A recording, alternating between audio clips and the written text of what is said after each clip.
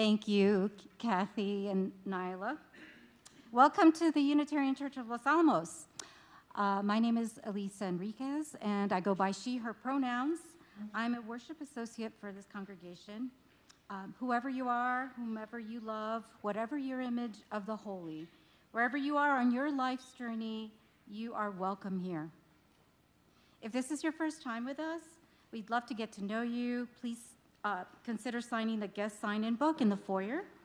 You can also speak with today's greeter, Mike McNaughton.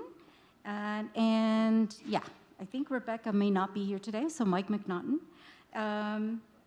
You can also speak with anyone here. Next week, you will have Reverend Tina DeYo, who will be here. If you're joining us online, please sign the virtual guest book. The link is located on the notes below the video, and you can also submit a virtual joy or sorrow to be read in the next weekend service. To learn more about our spiritual enrichment programs, you may speak with Elizabeth Portillos, and she's our Lifespan Spiritual Enrichment Assistant and Teacher, and I do not see her here this morning. Tara Luis is also not here this morning, and she is our Director of Lifespan Spiritual Enrichment. She's out for the month of July, but will be back in August. You can also check the table in the foyer for more information about spiritual enrichment programming. For kids here in the service, we do have the activity table in the front, and kids can come up here and color, and we just ask that they use their whisper voices if they want to talk at the table, and they can also stay seated with the parents. You can also sit in the library room if you would like, and the library room also offers a space for anyone who wants a little bit more privacy with, for example, a little baby. Sarah Hamoud is the nursery coordinator, and she can also check on the younger kiddos. And here's Elizabeth Portillo's now. We have candles of community area over here to my right, to your left, and in the back, or there was one in the back. Yes, there is in the back. And you're invited to come up anytime during the service, during the first hymn, or the first prayer time to light a candle. If you'd like, you can also write your joy and sorrow here in the book. Please go ahead and silence your cell phones this morning as we begin our worship service together. You're now invited to greet your neighbor by introducing yourself. If you'd rather just wave and not shake hands, that's okay. You can stand up and say hello to your neighbor. I'll call us back with a chime.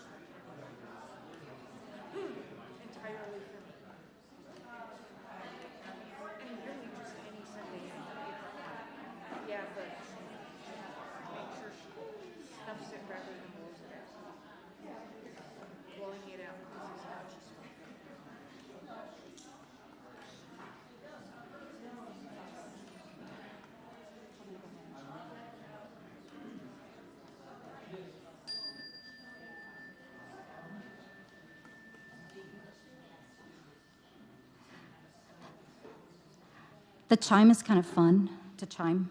Anyway, I'm going to go on and bring up announcements this morning.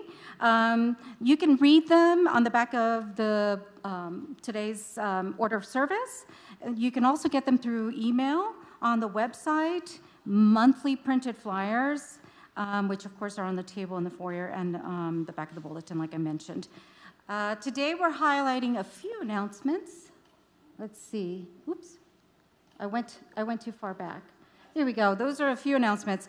August 2nd from 9 to 12, that's next Saturday, there's going to be a worship planning retreat here at the church. If you're interested in being a worship associate like myself, on Sunday mornings, or you want to help with planning out for worship themes and services for the year, please come next Saturday, August 2nd. Just know it's as much as time as you can offer. There's no pressure to do anything you don't want to, and there's a lot to be done behind the scenes as well. So you can talk to myself. Mimi is the chair. If you're interested, there's going to be breakfast foods and coffee too. The worship team is an easy and great way to get involved with the church community. If you're interested, again, talk to Mimi after today's service. And I know that Linda Deck also has a special announcement before we have the call to worship.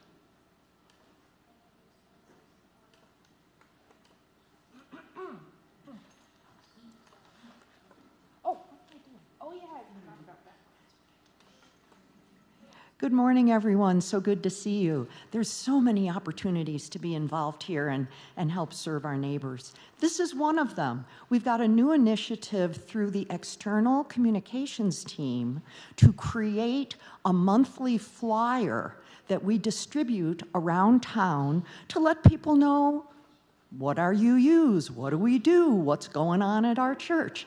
And here is the one up here, and there's actually copies out on the table out in the foyer. This is the August flyer, created beautifully by Paul Jomack, who is our lead on the external communications team. We've identified about 30 places to put these up around town that welcome us to put up a flyer. The best thing that we can do is divide that work up so that it doesn't fall on one person's shoulders. So I've got a list now of kind of Los Alamos parsed out into areas that if you would like to help out, this is just once a month, go to a very discreet area and put up your posters and take down the old one. That will help get the word out about UUs. You can see it's got a QR code on it, so people can actually get more information by doing that. And soon we'll be able to track who actually visits our posters and comes to our events through that.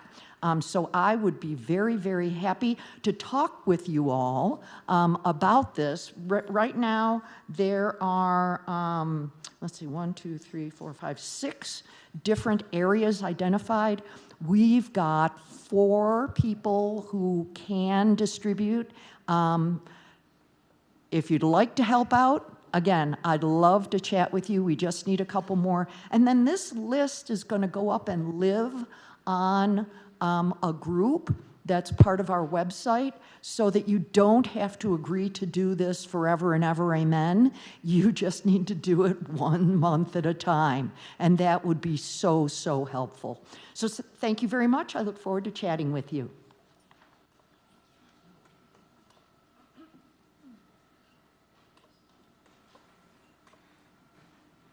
Hello, can you hear me? I am Mimi Adams, and I am the chair of the worship team, and I'm set up the service for today while Tina is gone. This is the first time I've tried doing extended talking or anything since I had COVID, so if I run out of air, don't worry about it. I have oxygen, and just wait for a second while I regain my breath. The Right to Choose by Elizabeth Mount. Oh, and my pronouns are she, they. The Right to Choose by Elizabeth Mount. To begin, to start, to create, to undertake, to grow, to promise, to increase, to generate, all these are our birthright. As we are created, so may we create. The ability and the choice to create is sacred. To withdraw that chance from any person without their permission would be a violent act, the cutting off of life itself. A single powerful red-orange flame glows in the darkness around it. And yet, as precious is the right to simply not, to end, to terminate, to stop, to discontinue, to rest, to hibernate, to impede, to prevent, these too are our birthright. For without consent, our ability to create becomes not a blessing, but a burden, and an imposition. Without space for a no, there can be no trustworthy yes. Today we come to this holy place and time, ready to invoke the divine, to make space for the sacred, to co-create community once again. This too is a choice. You cannot, you may not be coerced into relationship with the holy or with one another. I invite you, I ask you to join us. I respect it if you will not, today or ever. More sacred than any other individual need is choice.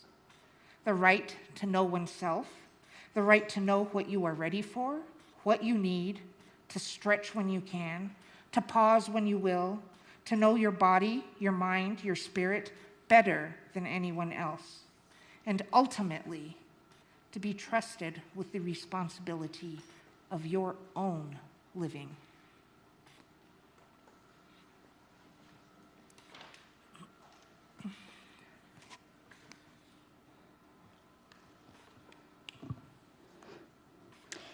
Let us now rise in body and or spirit for our opening hymn, number 1008, When Our Heart is in a Holy Place.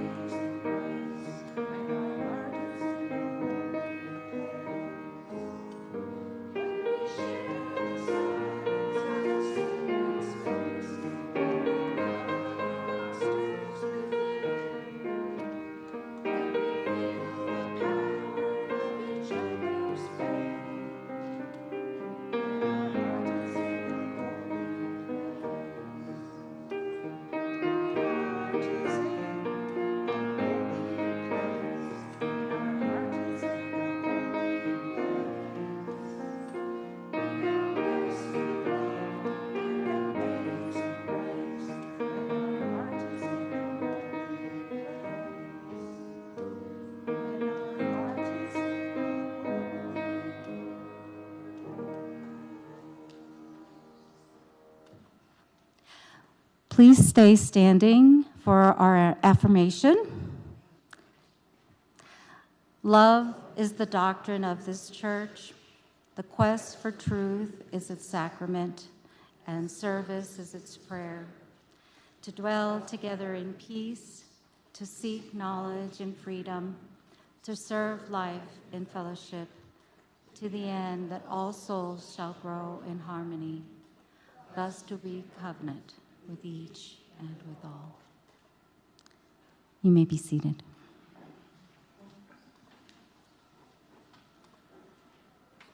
If the children will come join John for the Time for All Ages on the carpet, the young and the young at heart are all invited. That's John. He's my dad.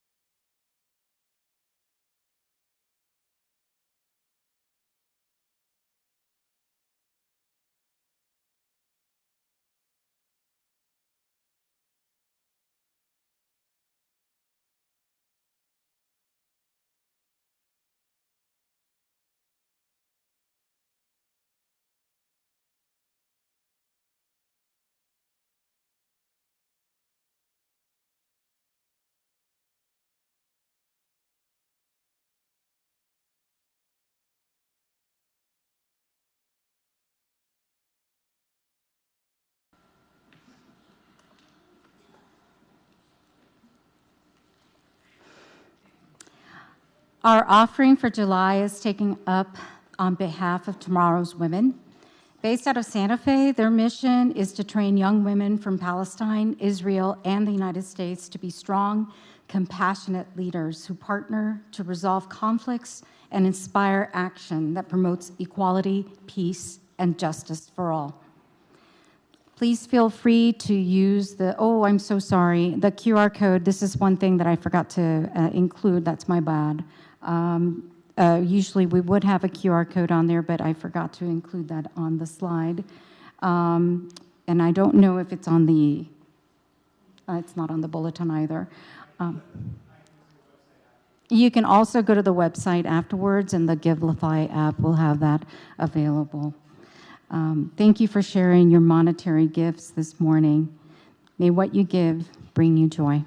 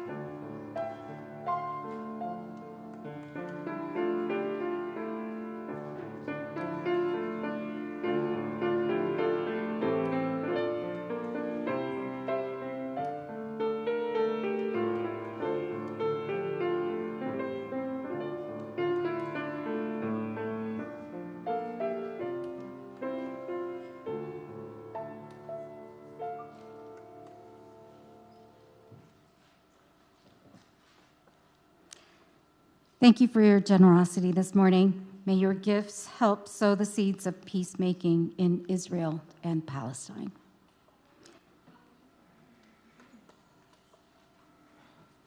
So during this time, you were invited to come up to our Candles of Community space. If you haven't already, light a candle and write a joy or sorrow in our book, which is at the front table of candles, because there's candles back there too. Joys and sorrows that are written will then be read out loud by Elisa. During this time, you can remain seated and join in our meditation song, number 346, Come Sing a Song With Me. If possible, over at this table, when you light your little candle lighting thing, if you can snuff it instead of blow it out, that would help me immensely to breathe.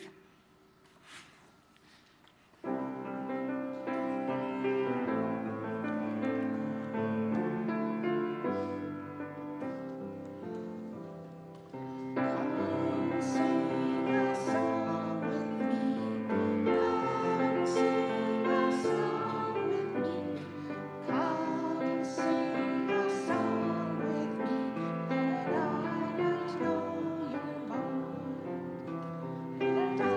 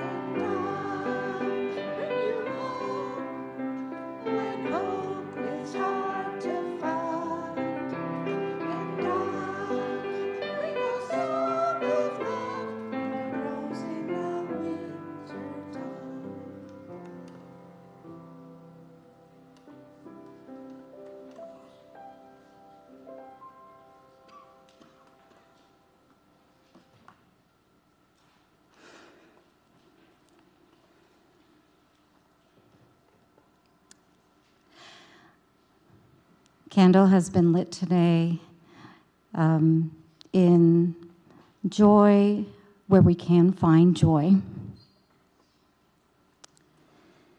May this and any other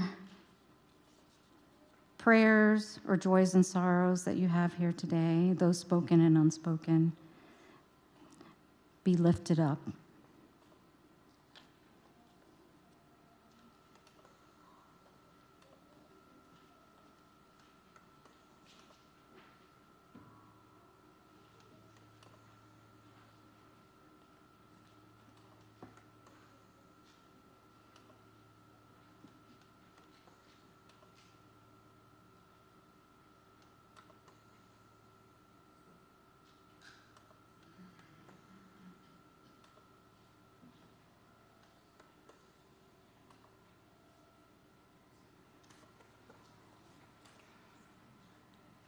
Do unto others as you would have them do unto you, but ask first.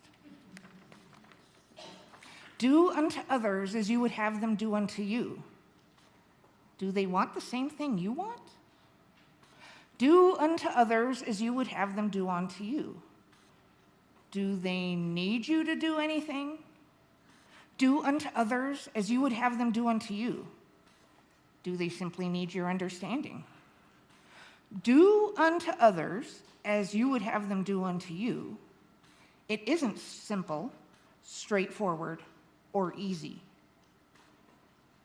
Do unto others as you would have them do unto you is more about listening than doing.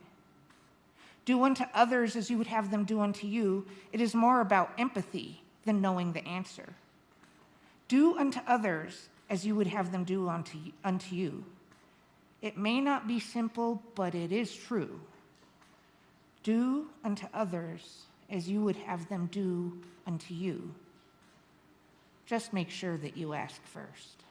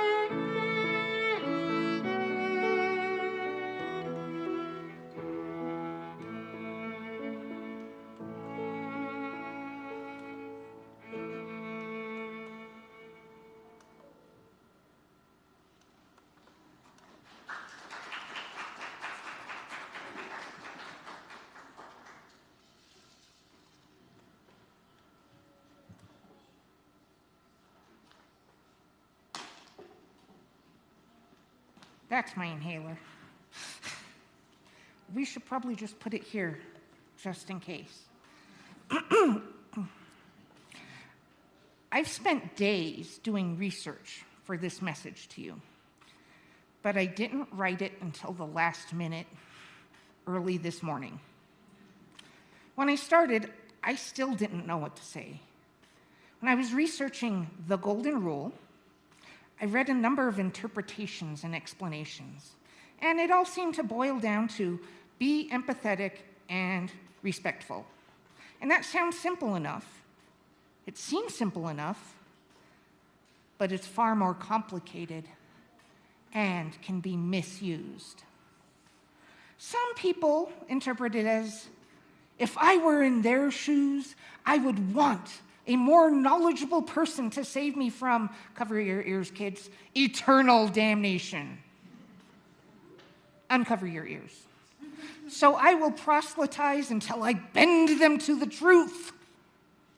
Yikes. Some people think it means to do exactly the same thing they would want. Well, if I had COVID, I would want someone to bring me popsicles and watermelon every day. I mean, really, I would. And that ends up with the sick friend having a freezer full of popsicles and a refrigerator full of watermelon, only they can't possibly eat that many popsicles, and they're allergic to watermelon. Yikes. On Worship Webb, I found a piece titled Subkinds of Help by Shea French. In it, the author recounts sending help in the way of job listings to a friend who didn't yet have a summer job and didn't seem to be finding one. They were worried about their friend, and although their friend had asked them not to help and to turn down offers of help, this person continued sending them job listings. It made them feel better about their friend's situation. A year later, the two friends talked about what had happened the previous summer. They were closer now and felt more comfortable with each other. The author learned that while they were worried about their friend's job prospects, their friend was far more concerned about resting and healing from a chronic illness. Their friend felt judged by the influx of job listings. The author meant well, but hadn't listened when their friends had said they didn't want help finding a job. And it caused emotional harm to their friend. They did unto others, thinking they were helping, but they weren't thinking about the boundaries that their friend had set. At General Assembly this year, when I got my name badge, I was offered a colored dot sticker to put on the badge. Of course, I was free to turn down the sticker. A green dot meant that I was okay with hugs and shoulder pats and having people stand close.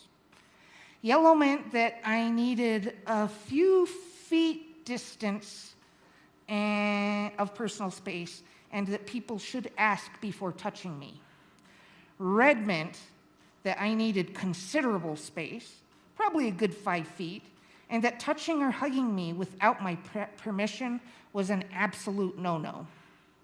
I debated between yellow and red, and finally went with red because most of the people there were not people I already knew and trusted. And I have to say that here, most people are really good about asking me before they go in for a hug. It worked well for me. I didn't have to withdraw when people tried to hug me or pat my shoulder. People simply asked or waited for me to offer. Not once did I experience backing away, almost running away because someone kept coming at me with outstretched arms expecting a hug. Yikes. Reverend Tina and I have discussed the possibility of implementing something similar here in this community. It's something to think about. Years ago, I had a friend describe to me an exercise a guest battle choreographer had done with the members of a youth Shakespeare troupe in Santa Fe. Of course, creating safe battle scenes was imperative, but the guest teacher stressed that the most important part of the process was consent. The instructor taught the kids to ask each other if it was okay to do anything that involved physical contact, or even to get into each other's bubble of space. The instructor pointed out that the actors couldn't have a realistic fight unless they trusted each other. The play became its own culture centered around empathy and consent. That production was one of the best I have ever seen, Shakespearean or otherwise. Consent in this nation's broad culture seems to be difficult, confusing, complicated, and often misinterpreted or ignored. One group is always trying to impose their decisions or values on another group. Boundaries are established, crossed, and ignored. People are afraid to ask for what they need because the other person might become offended, angry, perhaps even dangerous. And really, how surprising is that? If we are honest with ourselves when we look at our nation's history, consent has never been particularly valued. This nation was built on the destruction of native cultures and land, of attempted genocide of the people who were already here when the colonists came with their superior technology, but an inability to survive or feed themselves without the help of the very natives they would try to destroy. This nation was built on the labor and pain of human beings who were kept like livestock and regularly sold, traded, and forced to live in conditions worse than those of the livestock that they were expected to take care of. No one got these people's consent. What they wanted and needed was never even a consideration. Many justified their actions by saying they were teaching these inferior people to be good Christians. They were providing roofs and food for people who were incapable of fending for themselves. They were simply doing unto these people what they would have done unto themselves. Yikes. It is easy to justify just about anything by deciding what is best for someone else without getting their consent to do it. Does my 4-year-old, well, he's 25, but he was once 4. Does he want to hug his grandparents? Is it better to demand a hug than request one? Is what my child wants less important than the embarrassment of having them reject the affection of a family or friend? Does it matter if I teach my child that what they are comfortable with should be disregarded in favor of what someone else wants? Should my child grow up thinking that what other people want is more important than their own feelings of comfort or safety? Is it better to demand a hug than to request one? Does my friend want help finding a job, or picking out some new clothes, or following their new diet, or deciding who to date? Is my worry for them more important than what they have planned for themselves? Is my opinion about their life better than their own choices? Is deciding what is best for someone else the same as empathy? I can understand what it must feel like to be in that situation, so my solution should be welcome. I feel scared for them because they are scared for their own future, so action must be taken to alleviate their feelings of fear, and also my feelings of fear for them. Not only do I understand and share their feelings, but I deeply want to improve their situation. So I will do these things which I'm positive will help, even if I don't check with them first. I don't need to ask for their consent. I just need to make it better. What they want isn't nearly as important as what I know they need. Do unto others as you would have them do unto you. The golden rule, the golden standard for empathy and respect. maybe. It depends on what you mean when you say it, doesn't it? Is it really empathy and respect without consent?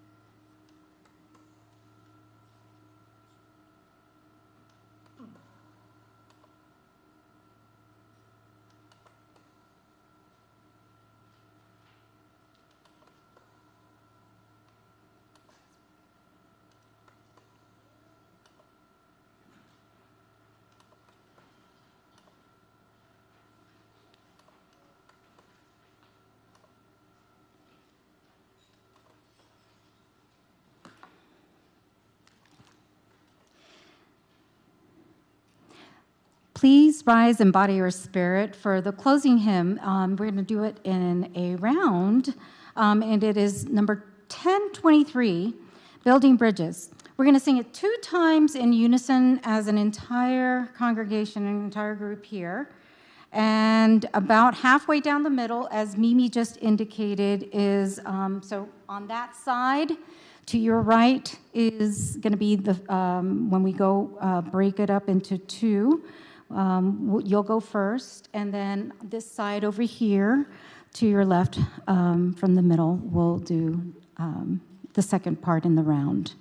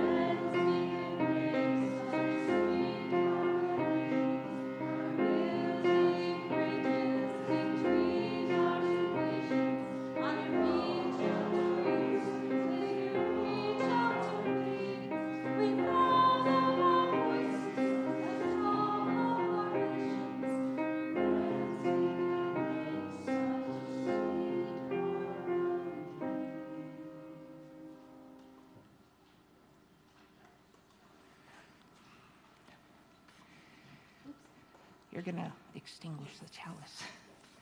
As we leave this community and this safe space today where we respect each other and love each other, let us remember to go into the world respecting ourselves enough to expect people to ask us and respecting others enough to know to ask them. Please join hands, if you so choose, for our closing song, which is the same closing song as always.